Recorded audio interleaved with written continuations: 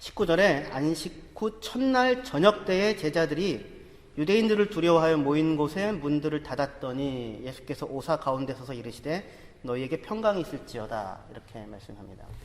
안식 후 첫날 저녁 때예요. 이미 한 차례 부활의 소식을 전해 들었습니다. 제자들은. 그렇죠? 안식 후 첫날 이른 아침에 빈 무덤과 예수를 만난 여인들이 달려와서 예수님의 제자들에게 예수님이 부활하셨다라고 얘기를 했으니까요. 그러면은 이제 빵빠레를 울리며 부활을 선포하고 나가야 할 것 같은데 제자들이 안 그러죠. 안식 후 첫날 저녁 때에 제자들이 유대인들을 두려워하여서 문을 닫고 있었던 것입니다. 그러니까 기쁨의 느낌이 있어요, 없어요? 없는 거죠. 그렇죠? 그러니까 제자들에게는 아직도 무슨 그림자가 짙게 드리워져 있습니까? 이 검은 휘장의 그림자가 짙게 드리워져 있는 것입니다. 근데 그 가운데 예수님이 나타나셔서 찾아오셔서 너에게 평강이 있어라. 숨을 내쉬며 성령을 받아라. 누구의 죄든지 용서하면 용서되어질 것이다. 이렇게 이야기를 하시면서 예수님이 찾아오셨다라는 것입니다. 이 사실을 좀 잘 확인할 수 있었으면 좋겠습니다. 여러분들 오늘 부활절인데 어떻게 여러분들 가운데 부활의 기쁨이 있으십니까? 네. 아멘 이렇게 해야지 정상인 것 같지요? 근데 왜 안 하실까요? 아니 목사님 뭐 다 그쵸 다 또 그때 또 기쁨이 있다고 해야 되긴 할 것 같은데 사실은 오늘 뭐 싸우고 오기도 했고 뭐 마음에 그냥 그날이 그날 같은 한 주 중에 한 주 같기도 했었습니다. 그럴지도 모르겠어요. 기쁘지 않는데 억지로 기쁘라고 얘기할 수 있을까요? 물론 성경에서는 기뻐하라고 명령이 됩니다. 왜요? 기뻐할 이유가 충분하니까요. 우리가 모르는 거죠. 그래서 명령될 수 있습니다. 기뻐하십시오. 왜냐하면 여러분들이 기뻐할 이유가 충분히 있습니다. 예수께서 부활하셨습니다. 오셔서 제자들에게 무서워 두려워 떠는 그들에게 평강과 기쁨 근처에도 가지 못해 있는 그들에게 너에게 평강이 있어라 말씀하시고 자기의 모습을 보여주셔서 기쁨을 전해줄 수 있는 근거가 그리스도인들에게는 분명히 있으니까요. 그럼에도 불구하고 잘 못 느끼고 살고 있죠. 그렇죠? 예수님은 부활하셨다고 하는데 부활하신 예수님은 도대체 어디에 있는가 생각할 수 있을지 모르겠습니다. 어디에 계십니까? 여기 계십니다. 여기. 여러분들을 찾아오십니다. 제자들을 찾아가신다고요. 여기가 중요한 내용입니다. 예수님의 부활은 하늘에 대고 객관적인 사실을 하늘에 찍어 놓으신 게 아니에요. 예수님 부활했다 이렇게 글자가 쓰여져 있는 게 아니에요.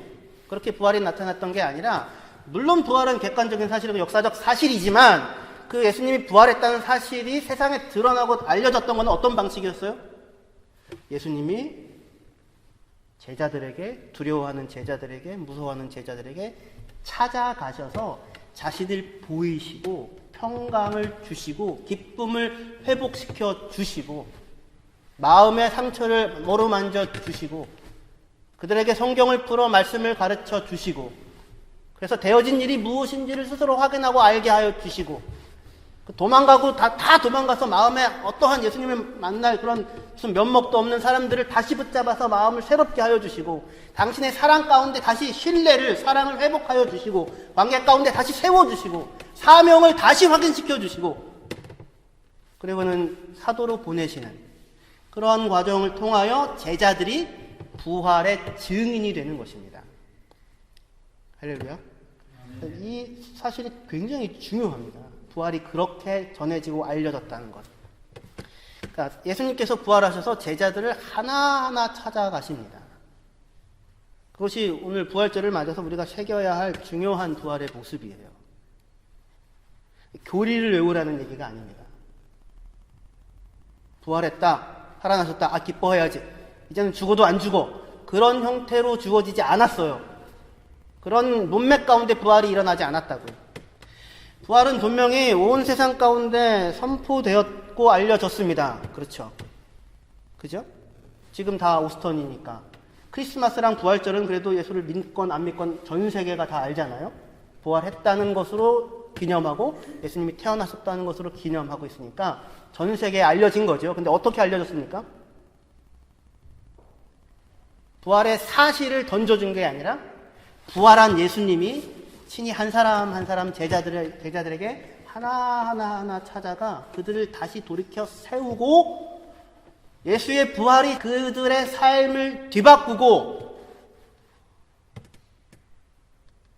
난 그냥 고기나 잡아야겠다라고 얘기하는 그 사람들, 무엇을 할 줄 몰라 하는 사람들에게 다시 사명과 소명을 회복시켜 주셔서 부활의 증인으로 서게 하시는 형태로 세상의 부활이 알려졌다는 것이 그것이 아주 중요한 것입니다.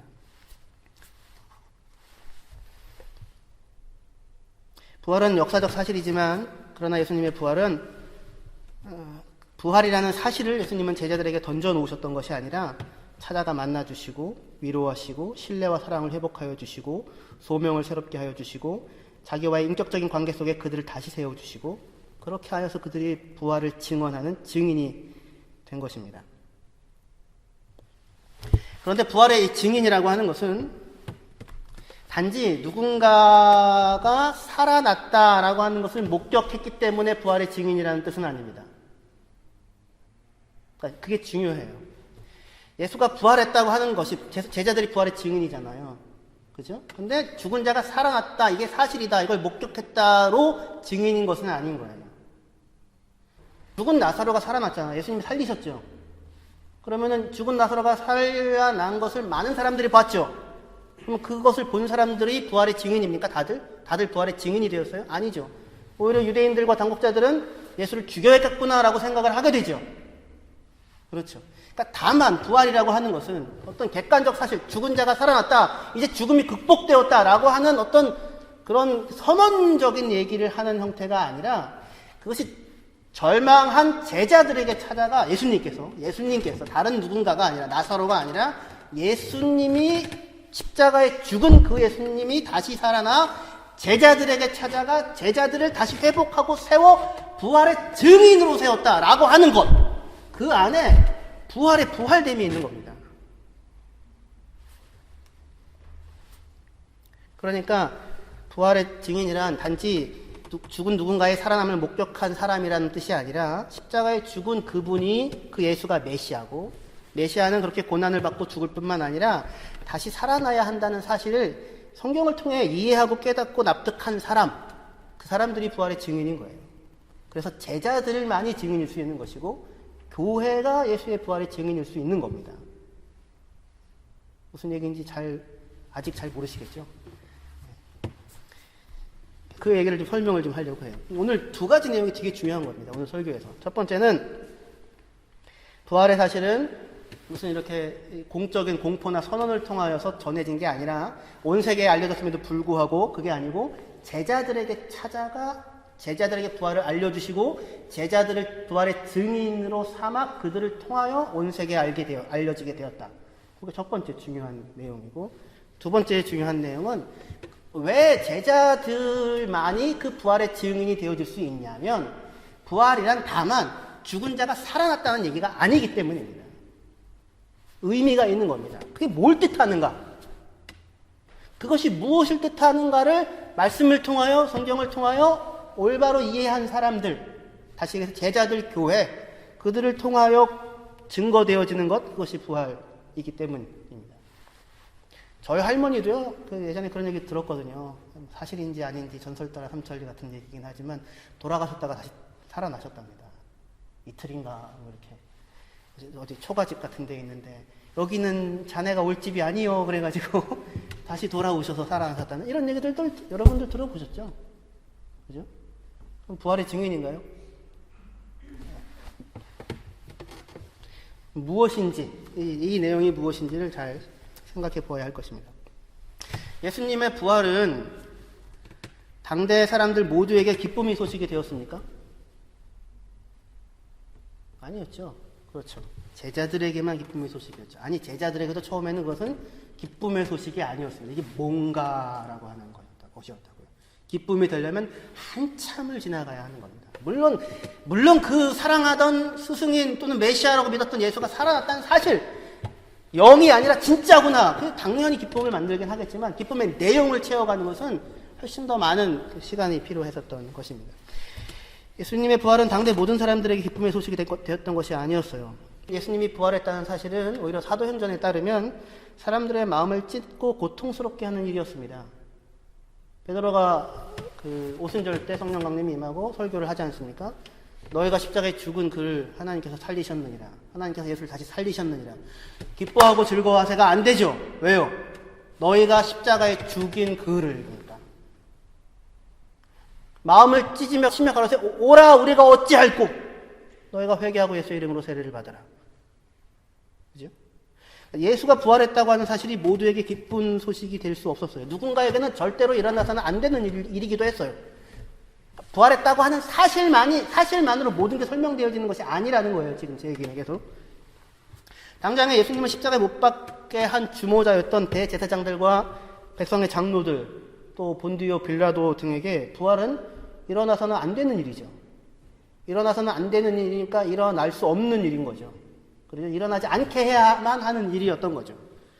만약 이 사람들에게 부활하신 예수님이 나타나셨다면 이 사람들은 어땠을까요? 담에색 도상에 예수 믿는 사람들을 잡아 죽이겠다고 갔던 바울에게는 예수님이 나타나셨잖아요. 이 사람들에게 나타났다면 어땠을까요? 할렐루야 감사합니다 였을까요? 그게 아니었죠. 두려움이죠. 공포와 전율 같은 것이었을 것입니다. 그 만남이 부활의 예수님과의 만남이요. 마태복음에 따르면 빈 무덤을 보고 병사들이 달려와서 제사장들과 장로들에게 되어진 일을 알리게 되는데 대제사장들이 예수가 부활했어? 진짜네? 그게 맞네? 그게 아니고 돈을 주어서 군사들을 매수하죠. 야, 돈 받고 제자들이 예수의 시체를 훔쳐갔다고 소문을 내. 이렇게 얘기를 합니다. 병사들은 어떻게 했을까요? 저가 빈 무덤을 봤는데요. 안 됩니다. 저는 그럴 수 없습니다. 이랬을까요?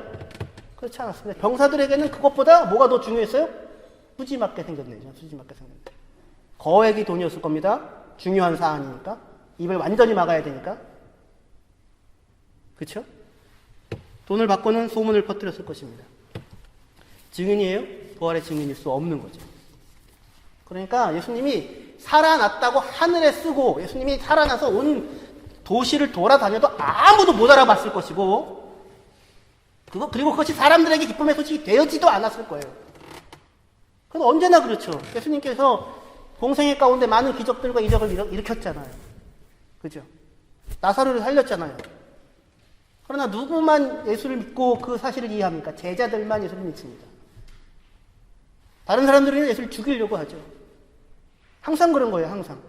오병이어 사건이 일어났을 때 사람들이 와가지고 예수님을 잡아서 왕으로 세우려고 하죠. 왜요? 예수를 메시아로 알았기 때문에요? 아니죠. 야, 예수님 따라다니면 먹고 사는 데는 문제가 없겠다. 먹고 배불렀기 때문이죠. 예수님이 도대체 누굴까? 나는 도대체 누군가? 그분이 왜 우리를 먹이셨나? 이게 뭔가?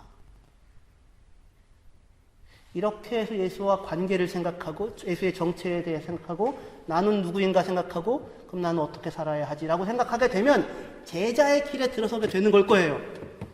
그러나 대부분의 사람들은 전혀 거기에 신경 쓰지 않았죠. 자기의 인생의 문제는 너무 분명하니까 삶이 무엇인지는 너무 분명하니까 먹고 잘 살면 되니까 집 있고 애들 잘 크고 그냥 나 건강하게 잘 살면 되니까. 근데 예수님 따라다니면 먹고 사는 문제는 다 해결되니까. 그가 누구이냐가 중요한 게 아니라 그를 이용하여 자기의 필요를 채우려고 하는 것이면 됐죠.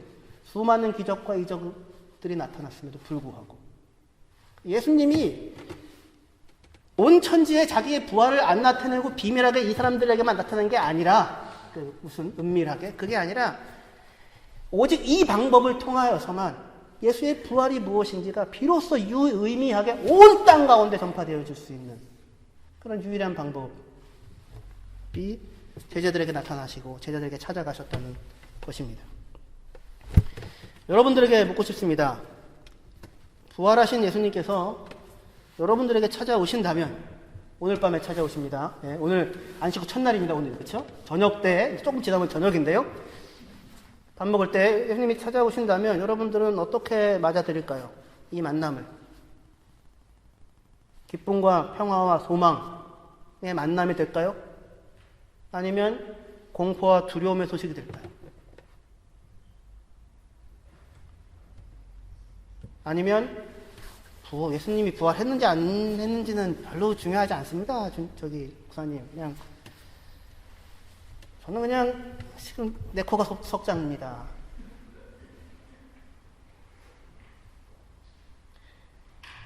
네, 그러면 안 됩니다. 이제는 좀 정신을 좀 차려야 됩니다. 정신. 인생이 이렇게 길지가 않습니다. 제 흰머리가요, 부쩍 늘고 있습니다. 인생이 길지 않습니다. 40대 중반 되면 50대 되시고, 물론 60대 되시고, 그러시잖아요. 인생이 길지 않다는 것은 죽음이 가까워온다는 뿐만이 아니라, 뭐가 복인지, 무엇이 자랑인지, 무엇이 정말 속 끓여야 하는 일인지, 무엇이 있으면 평화가 생기는지, 무엇이 없으면 인생이 헛방인지, 그런 거를 알아가게 된다는 거잖아요. 나이가 든다는 게. 그럼 나이가 들면 들수록 뭐가 소망이 돼요? 부활의 주님이 소망이 되는 거죠. 하나님만이 소망이 되는 거죠. 예수 그리스도만이 소망이 되는 거잖아요. 너에게 평강이 있을지어다. 자기의 옆구리와 손을 보이시며. 나 십자가에 있을 때 다 도망갔지. 이놈의 쉐이들 이러고 나타나신 게 아니잖아요. 옆구리를 보이시며 너에게 평강이 있을지어다. 우리 하나님이시죠. 거기에 평강이 있습니다. 거기에. 뭐가 있어야지 생명인지, 뭐가 있어야지 평강인지 안 생긴다고요. 안 생긴다고요, 여러분들. 사람들에게서 안 생긴다고요. 사람들에게서 생기지 않는다는 것을 알아야죠. 살면 살수록. 자유, 평화, 평등, 박애, 사랑, 이거는 다 모든 사람들이 추구하는 가치잖아요. 어떤 사람은 목숨을 걸고 이거를 얻으려고 하죠. 그럴 만한 가치이지 않습니까? 그렇죠. 하지만 인간에게 있어서 심지어 정의가 추구되어지는 자리에서도 인류 역사상 단 한 번도 그 자리에 불의가 없었던 적은 없었습니다. 자유가 추구되어지고 쟁취되어지고 자유를 목소리 높여서 찾고자 하는 그 순간에도 바로 그 자리에 그 사람에게서 억압과 폭력이 개입한다고요. 평등을 이야기하는 자리에서도 차별이 일어나고요. 안 그래요? 사람들은 다 이 영원한 가치죠. 우리가 하나님의 형상으로 지음받았으니까. 우리가 하나님의 형상으로 지음받았으니까 신적인 가치들을 우리가 대한 감각을 갖고 있다고요. 그것에 추구를 가지고 있고, 자유든 명예든 평화든 평등이든 무슨 사랑이든 박애든, 그죠? 하나님의 형상으로 지음받았으니까. 하지만 그것을 채울 수 있는 길이 사람에게 있어요, 없어요? 없다고요. 왜요? 우리는 하나님이 아니니까요. 우리는 하나님이 아니거든요. 아니, 하나님이 아닌 정도가 아니라 우리는 죄인이거든요. 죄인. 예수님이 십자가에 죽는 게 어떻게 죽게 돼요? 재판의 형태로 공의의 이름으로 심판을 받아 아무 죄도 없는 예수님이 죽으시죠. 그게 인간 사람들이 만들어내고 있는 해답이 없는 모습이라고요. 자기의 영혼의 깊은 필요가 무엇인지를 아는데 그를 채울 길이 없는 겁니다.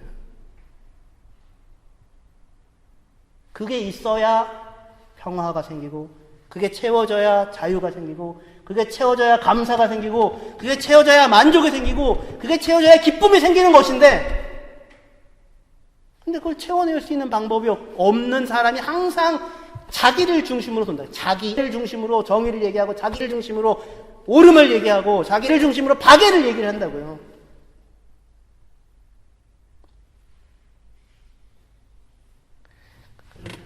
예수님이 부활했는지 안 했는지는 저한테 별로 중요하지 않습니다. 그러시면 안 돼요. 그러실 수 없습니다. 부활하신 예수님께서 제자들에게 찾아오셨을 때 제자들은 어떤 상태였어요?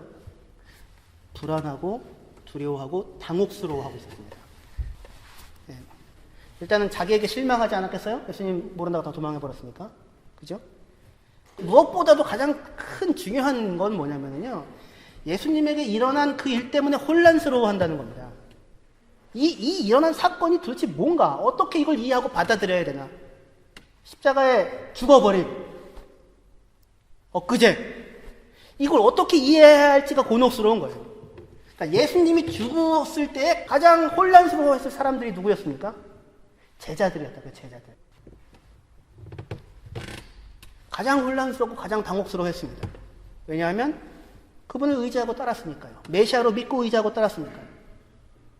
아니, 제자들이 다 도망갔는데 예수님을 의지하고 믿고 따랐다고요? 그럼요. 어떻게 할 수 있어요? 모든 걸 다 버리고 예수를 쫓았잖아요. 그거는 증명이 필요 없는 사실이잖아요. 여러분들 어떻게 예수님을 믿으시죠? 모든 걸 다 버리고 예수님을 쫓고 계십니까? 이게 진짜예요, 진짜. 그렇지 않아요?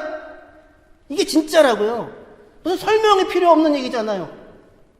증명해서 가슴을 까봐야 될 얘기가 아니라고요. 정말로 믿고 정말로 모든 걸 다 버리고 예수님을 따라 나선 거예요. 진짜로 믿고 따라 나선 겁니다. 예수가 메시아인 줄 확인하고 알고. 어떻게 예수가 메시아인 줄 알게 되었습니까? 예수님이 그들을 찾아서 부르셨으니까요. 그래서 3년 동안 함께 하셨으니까요. 3년 동안 함께 살면서 말씀을 가르치시고 하나님 나라에 대해서 알려주시고 병자들을 고쳐주시고 기적을 베푸시고 이적을 베푸시고 하는 것을 통하여 아, 이분은 진짜로 메시아구나 그렇게 믿었으니까요.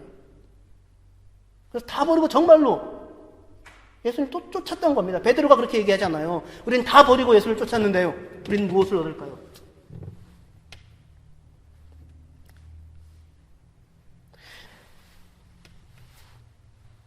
그렇기 때문에 바로 제자들이 그렇게 예수를 믿고 메시아로 믿고 따랐기 때문에 모든 것을 버리고 쫓았기 때문에 예수님의 그 말도 안 되는 죽음이 예상도 할 수 없었던 그 죽음이 예루살렘에 올라가서 6월절 날 나귀 타고 들어가서 메시아로서 입성하고 자신의 영광을 나타낼 것이라고 생각했던 그 예수님이 잡혀서 죽으시는 그 죽음. 도대체 이해할 수가 없는 충격이었던 것입니다. 왜냐하면 그들이 알고 있는 메시아에 대한 그림은 뭐예요? 고난받는 여호와의 종이 아니라 고난받는 여호와의 종은 우리는 지금 다 알고 있죠. 예수님 십자가가 그거라는 거, 우리의 구속, 우리의 죄와 죽음의 문제를 해결하는 것이라는 것을.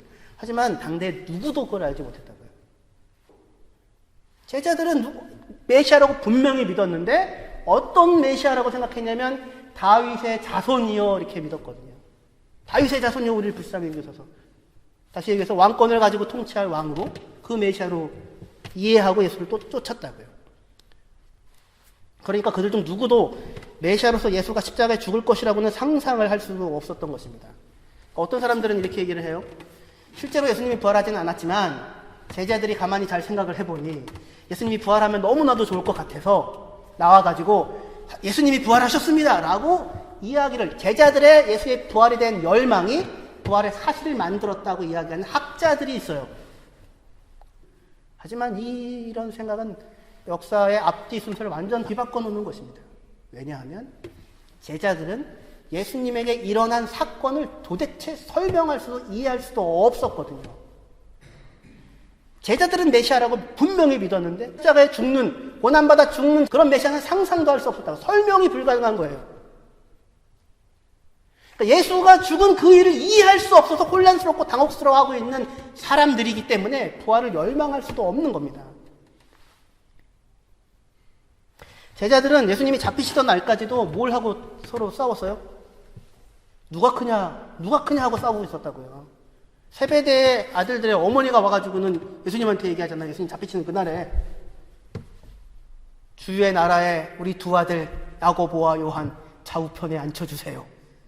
그게 그 사람들의 메시아에 대한 이해와 기대였다고요.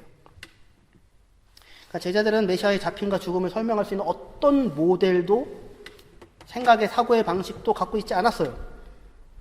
그래서 예수께서 잡히시는 모습을 보고 당혹스러울 수밖에 없는 거죠. 분명히 그는 하나님의 아들인데, 죽은 나사로도 살렸는데, 풍랑이 있는 바다도 잠잠케 하시는 분인데, 그런 그분이 어떻게 아무 힘 없이, 아무 저항 없이 저렇게 잡히시고야 말 거라고는 상상도 할 수 없는 거잖아요. 근데 그 일이 일어나고야 말았다고요. 그러니까 모든 것이 너무나도 혼란스럽고 아무것도 이해할 수가 없었던 것이죠. 그 혼란과 당혹스러움 때문에 제자들은 다 도망간 겁니다. 그래서 그게 지금 제자들인 거예요. 안식 후 첫날 저녁 아직도 캄캄함이 드리워져 있는 거예요. 그러니까 무슨 일인지 일어난 사건을 설명할 수 있는 틀거리가 없자 마음에 어두움이 가득한 겁니다. 지금 그런 제자들에게 예수님이 찾아가는 거예요. 그런 제자들에게 하나하나 찾아가는 겁니다. 예수님이 찾아가셔서 하나하나 찾아가 주셔서 만나 주십니다. 그들의 모든 의심과 그들의 모든 이해할 수 없음을 걷어내 주십니다. 부활하신 예수님, 예수께서 부활하셨다는 십자가의 죽음 그가 끝이 아니라 부활하셨다는 하나님이 인정하신 그리스도 메시아가 정말로 맞다고 하는 그 사실로 말미암아 십자가는 그럼 뭐지? 왜 죽으신 거지 메시아가? 아, 죄 때문이구나. 인간이 죄로 말미암아 하나님의 아들을 재판의 형식을 사용하여 죽이고야 말하는데 그럼 끝이잖아요. 근데 그것의 결과로 하나님께서 내어놓는 것은 생명이구나. 어디에도 길이 없다고 생각했는데 그게 아니구나. 하나님이 새로운 길을 열어놓으셨구나. 그것을 위하여 예수께서 십자가에 죽으셨구나. 그것 때문에 고난을 받으셨구나. 라고 하는 게 예수의 부활을 마주쳐 알게 돼요. 예수님 그것을 설명하고 보여주고 알게 하시는 것을 통하여 조금씩 보이게 되는 것입니다. 죄가 문제. 이게 가장 큰 문제구나. 근데 하나님께서 그것을 밑에서부터 드러내시고 죄를 넣는데, 죄와 죽음을 넣는데 생명을 그 아웃풋으로 내서 우리에게 주시고 계시는구나. 그것을 위하여 예수께서 이 길을 가셨구나. 이 십자가의 길을 가셨구나. 이 고난의 길을 가셨구나. 라고 하는 것을 알려주시는 것입니다. 그것을 어떻게 해요? 나 부활했어. 이렇게 알려주시는 것이 아니라 부활하신 예수님이 한 사람을 찾아가는 겁니다. 찾아가서 설명하고 위로하고. 도마가 뭐라고 해요? 도마가? 그러니까 제자들이 있을 때 예수님이 나타났는데 도마는 거기 없었잖아요. 도마가 나는 못 믿겠어. 나는 예수님 보고 만져보고 느껴보고 그래야 믿겠어. 도마의 믿음이 어때요? 훌륭하죠. 네, 훌륭합니다. 제발 좀 그랬으면 좋겠습니다, 여러분들이. 이게 여러분들의 열망이 됐으면 좋겠어요. 이게 확인되지 않으면 한 발짝도 움직이지 않겠어. 이랬으면 좋겠어요. 안 믿어지는데 어떻게 믿어요? 예수님의 부활을 여러분들에게 믿어지십니까? 저는 믿어지거든요. 사도신경 맨날 하잖아요. 사도신경 매주마다 몸의 부활을 믿사오며 몸의 부활을 믿거든요. 어떻게 믿게 됐을까요? 따져봤을까요? 죽은 자가 부활할 과학적인 어떤 그런 방법이 있었을까? 그게 아니라고요. 예수님이 저희 찾아오시거든요. 찾아오셔서 내게 평강을 주시고 성령을 주시고 말씀을 주시고 설명해 주시고 알게 하시고 삶이 무엇인지 인생이 무엇인지 죄가 무엇인지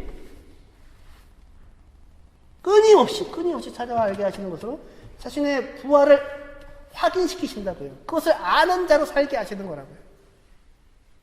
그 도마에게 나는 안 보면 안 만지면 못 믿겠어? 예수님이 어떻게 했어요? 야, 내가 저런 놈을 제자로 거두었다니. 도마가 디두모. 쌍둥이입니다, 쌍둥이. 나 쌍둥이 다른 놈 찾을래. 이렇게 안 하시고 8일 만에 그 도마에게 찾아가신다고요. 봐라. 만져라. 확인해라. 그리고 믿음 없는 자가 되지 말고 믿음 있는 자가 되어라. 너에게 평강이 있어라. 그렇게 하십니다. 그렇게 됐는데도 아직 제자들은 잘 몰라요. 뭘 하고 살아야 되는지 몰라요. 그래서 또 고기 잡으러 갑니다. 7명에서. 도마도 가고요. 베드로도 가고요. 야고보도 가고 요한도 가고요. 예수님이 어떻게 해요? 또 찾아가시죠. 그들에게. 얘들아, 밤새 고기 잡았는데 하나도 못 잡았어. 얘들아, 잡은 고기가 있니? 얘들아, 이렇게 불러요. 얘들아, 아이들아. 이 지긋지긋하게 말도 안 듣는 아이들아. 내가 낳는데, 십자가 부활로 낳는데, 그것도 모르고 있는 이 아이들아. 밤새 고기 좀 잡았니? 못 잡았습니다. 오른편에 그물을 내려라. 내렸더니 153마리가 잡혀서 찢어질 듯이. 베드로가 주님인 줄 알아보고는 바닷속에 그냥 뛰어들죠. 바닷가에 올라오자 예수님이 숯불을 켜놓고 있죠. 거기에 고기와 떡을 구워놓고 있습니다. 아침 식사를 준비하고 있습니다. 예수님이. 제자들이 옵니다. 직접 구워서 예수님이 하나씩 제자들에게 주십니다. 먹여주십니다. 아침 식사를 대접하십니다. 식사 대접은 사랑입니다. 식사 대접은 사랑입니다. 사랑이 아니면 할 수가 없습니다. 세 번째 찾아오셔서 밥을 하시고 너나 사랑하니 내 양을 먹여라. 내 양을 채워 내 양을 먹여라. 만선의 고기. 다시 사도로 부르시고 사도로서 보내십니다. 그렇게 하나하나 찾아가셔서 세우신다고요. 그게 부활입니다. 객관적 사실에 대한 이야기가 아니라 물론 객관적 사실입니다. 그게 내 얘기가 될 수 있고 교회의 얘기가 될 수 있고 성도 얘기가 되어줄 수 있는 유일한 방법은 길은 무엇이었냐면 부활한 주님이 포기하지 않아요. 그 어리석고 미련한 사람들을 찾아가고 또 찾아가고 또 찾아가서 요한복음에서 세 번째 찾아왔다 그랬는데 세 번째라는 것은 계속해서 찾아가서 포기하지 않고 찾아가서 마침내 찾아가서 그들을 부활의 증인으로 세우시는 것, 그것이 부활입니다. 기도하시겠습니다. 여러분들의 목소리로 기도하시면 좋겠습니다. 1분만 기도할게요. 우리 반주해 주시고요. 말씀을 기억하시고 생각하시면서 주님, 저에게도 찾아와 주십시오. 그리고 저의 눈도 밝혀 주십시오. 그리고 주님의 부활과 십자가가 내게 현실이 되게 해 주십시오. 나에게 평강이 있어라 말씀하시니 그 평강 누리게 하여 주십시오. 성령을 받아라 말씀하시니 그 성령 받아 누리게 하십시오. 말씀 가운데 깨달아 알게 하여 주십시오. 부활의 증인으로 영생을 아는 사람으로 하나님 나라를 아는 사람으로 살아가게 하여 주십시오. 여러분의 목소리 1분가량 기도하시고 제가 기도하겠습니다.